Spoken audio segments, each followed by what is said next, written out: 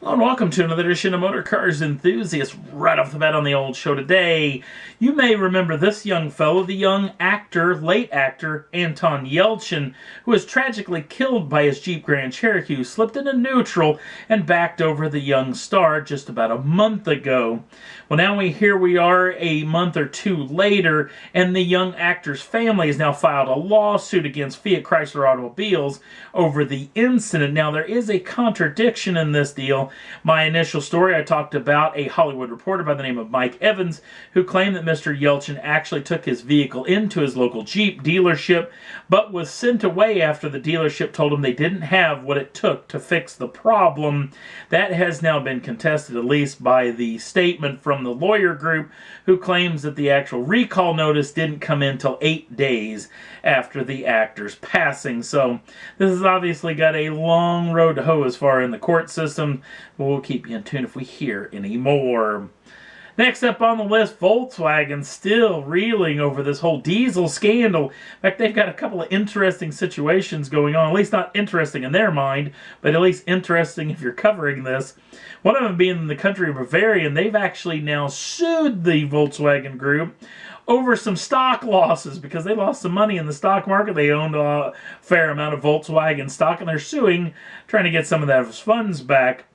South Korea's actually got a bigger deal on their hands because they've banned the sales of Volkswagens inside of the country until they get a fix and until they get recertified to sell in South Korea. Those certifications can take upwards of 3 months.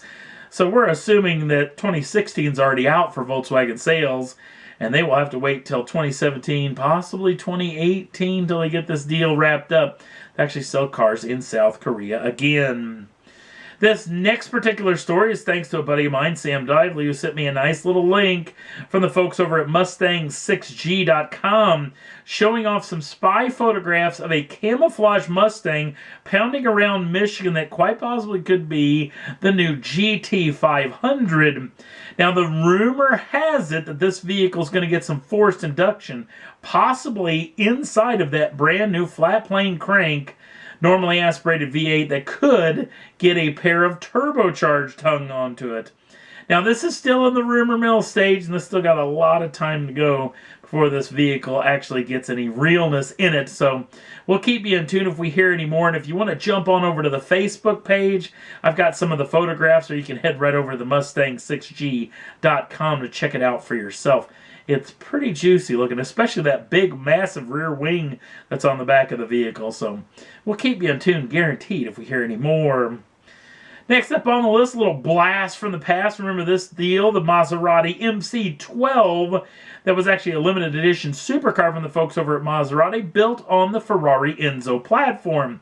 Well, apparently this has come around again, and Maserati has plans on building a supercar, at least if you believe the rumors, possibly being built on the LaFerrari platform, but that is yet to remain to be seen as well. So we will definitely keep you in tune if we hear any more about this rumor, whether it is true or not. Next up on the list, the Chevrolet Camaro ZL1. Some leaked documents hit the old internets over the past several days, and it showed off a couple of things that were pretty intriguing. The biggest one being the 6.2-liter LSA supercharged V8 won't be detuned from its big brother, the Z06. It will actually get the same power output, that being 650 horsepower, 650 pounds-feet of torque coming out of that lump. We'll get the 6-speed manual transmission and also the brand new 10-speed transmission, which does put it in a little bit of rarefied air over the Z06, and the Z06 automatic only has 8 speeds. But don't feel bad that this thing's going to eclipse the Corvette, because the Vette actually is lighter in weight and also has better downforce package on it as well. So it would be a pretty cool 1-2 punch to have in your garage, wouldn't it? A ZL1 and a Z06. That would be pretty fun indeed. Next up on the list, the Bugatti Galibier is back in the news again, because this vehicle may come around to actually, 6-7 years after the first time we ever laid eyes on this machine.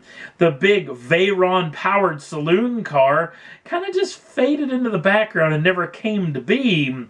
But apparently Bugatti may have this on the front burner again now that the Bugatti Chiron won't get a drop-top version. Apparently that monies may go into building this machine again.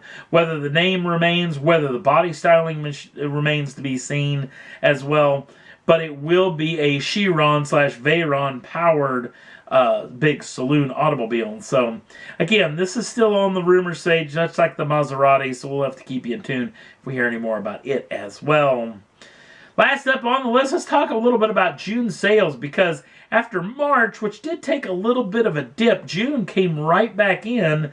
The fact that a lot of manufacturers still were on the losing side, but just barely, but a couple of manufacturers came in as stronger than ever, and it bumped up the SAR, the seasonal annual adjusted rate that had been dropped down a little bit in March, now has jumped back up to 17.8 million units inside of the U.S. market, which is a brand new record if it does carry on through like this through the end of the year.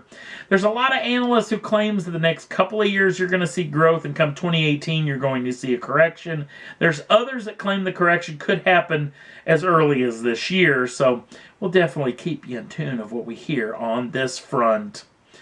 And that's all there was that I thought was worth talking about for this edition of Motor Cars Enthusiast. Don't forget to like us over on the Facebook page. Links down in the show notes. You can check out those Mustang photographs. Also, if you'd like to subscribe to the channel, you can do so at any time. Get the first dibs on the brand new shows as soon as they come out. Thanks for watching. We'll see you again real soon.